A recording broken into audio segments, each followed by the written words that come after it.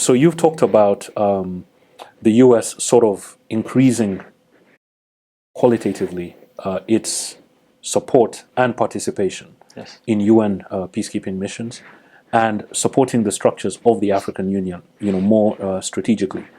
What does this look like from an operational standpoint? That's a good question. Now, I think we have to divide it into two sections, really, because America's relationship with UN peacekeeping is different from its relationship with the African Union and African-led missions, because the US is obviously a member of the United Nations and hence can deploy as part of UN missions.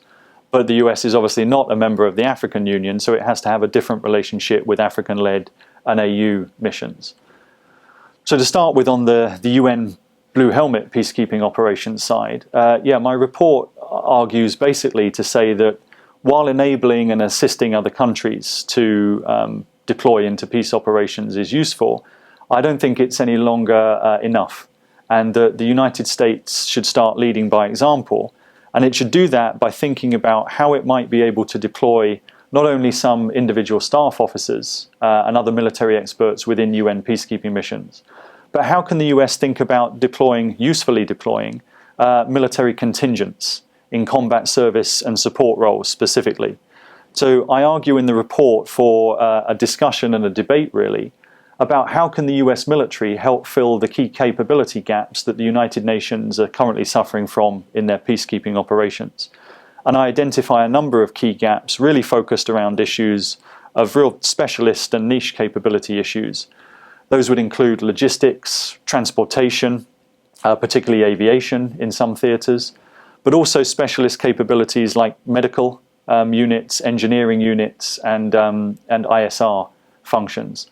So I think we really need a bigger and broader debate in the United States about how the US military could help fill some of those key roles, whether it's by deploying a company of medical or engineering capabilities. These could be really important.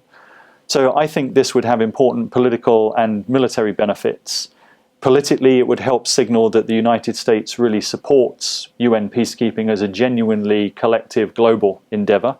And the US is not just writing mandates and writing checks to pay for these missions, but it also takes them seriously enough to deploy its own personnel in the field. And operationally, I think there would have some benefits for the US military. These would flow through a number of elements, I think. One would be sort of skills retention-based arguments, as the US military is drawn down from its campaigns in Iraq and Afghanistan. Another set of issues would be about developing a group or a body of personnel within the US military who have contemporary experience of working within UN peacekeeping operations. Most US military who've previously served in UN missions did so in the 1990s, particularly when they served as contingents, when the US deployed in missions in Haiti and the Balkans and Somalia. And I think it would be advantageous to try and develop a new cadre of US military who have experience of contemporary operations. I think it would also, in Africa specifically, provide a useful source of information, getting US military personnel out in the field, out from our embassies, and able to pick up and talk to ordinary people out in the peripheries of many conflict zones, I think would be an important source of information. And it also might help in the regional alignment of the US Army forces that are currently going on, not just in Africa, but elsewhere. Then when it comes to African Union missions, the situation is different. Obviously, the United States shouldn't be deploying personnel directly in AU missions. And here I make the case for enhancing the multilateral level of support that the United States provides to the African Union. I think this should come in two forms, really. One is that we should boost the number of personnel that we deploy to the US African Union mission in Addis Ababa. That is the equivalent of our diplomatic embassy and our diplomatic relationship with the AU. It is currently relatively small compared to a lot of our equivalent missions in other places of the world.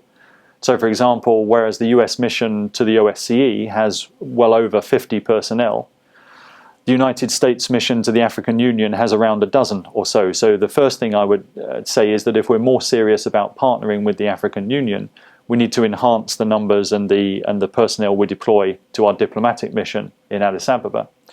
And then the second thing is funding. I think the US can best support the African Union in the long term by creating at the AU the ability to plan, manage and sustain its own operations in the field. And I think this can best be done by supporting the building of an effective peace support operations division in the AU Commission at Addis Ababa.